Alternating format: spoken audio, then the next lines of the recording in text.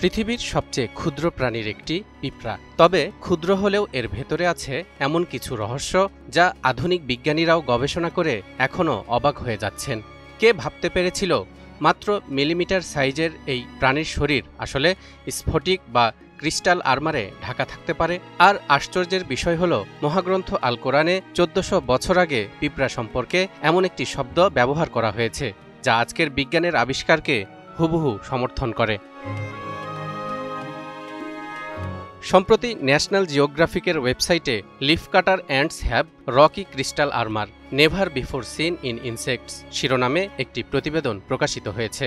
Nature কমিউনিকেশনসের বরাতে ওই প্রতিবেদনে বলা হয়েছে, লিফ কাটার অ্যান্টস নামক এক ধরনের পিঁপড়ার শরীরের বাইরের আবরণে রয়েছে এক ধরনের ক্রিস্টাল বা খনিজ স্তর। ডলোমাইট বা মিনারেলের মতো এই স্তরটি গঠিত হয়েছে ক্ষুদ্র ক্ষুদ্র ক্যালসাইট ক্রিস্টাল দিয়ে। এর মধ্যে আছে উচ্চমাত্রার ম্যাগনেসিয়াম, যা সাধারণত সমুদ্রের কিছু বিশেষ প্রাণী যেমন আর্চিন ইত্যাদির দাঁতে পাওয়া যায়। বিজ্ঞানীরা গবেষণা করে দেখেছেন, এই ক্রিস্টাল আর্মার পিঁপড়াদের লড়াইয়ের সময় হাত পা ভেঙে যাওয়া থেকে রক্ষা করে, আবার ব্যাকটেরিয়া ও ছত্রাকের সংক্রমণ থেকেও বাঁচায়। পরীক্ষায় দেখা গেছে, এরা যদি যুদ্ধে আহত হয় তখন এই পাতলা ক্রিস্টাল স্তর কাঁচের মতো ভেঙে যায়। অর্থাৎ পিঁপড়ার শরীর শুধু নরম নয়, বরং এদের এক্সোস্কেলেটন অনেকটা কাঁচ বা স্ফটিকের মতো ভঙ্গুর। এবার আসি কোরআনে। সূরা নামলের 18 নম্বর আয়াতে ইরশাদ হচ্ছে, হাত্তা ইযা আতাউ আলা ওয়াদিন নামল قالت نملة يا أيها النمل ادخلوا مساكنكم لا يحطمنكم سليمان وجنوده وهم لا يشعرون।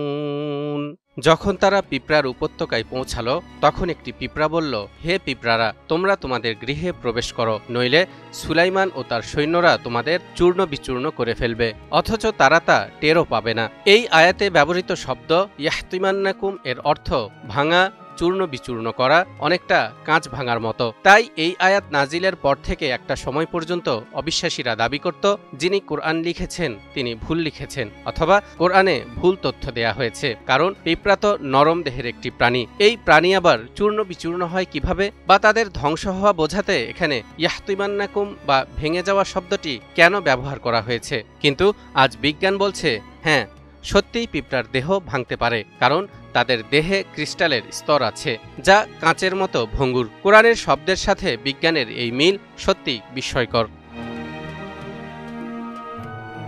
ন্যাশনাল জিওগ্রাফিকের ওই গবেষণা প্রতিবেদন থেকে আরও জানা যায়, পৃথিবীতে পিঁপড়ার সংখ্যা প্রায় 20 কোয়াড্রিলিয়ন। তবে সংখ্যায় এত অধিক হলেও প্রতিটি পিঁপড়া তাদের নিজস্ব কলোনি বা উপনিবেশে বসবাস করে সমাজবদ্ধভাবে এবং কাজ করে কঠিন নিয়মে।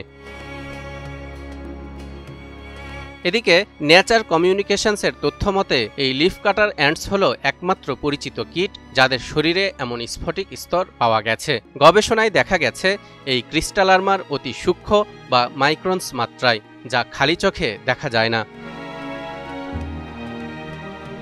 অতএব দেখা যাচ্ছে, অবিশ্বাসীরা যেটাকে একসময় ভুল বলে দাবি করেছিল, আধুনিক বিজ্ঞানের আবিষ্কার তা প্রমাণ করেছে সেটি আসলে বাস্তব সত্য।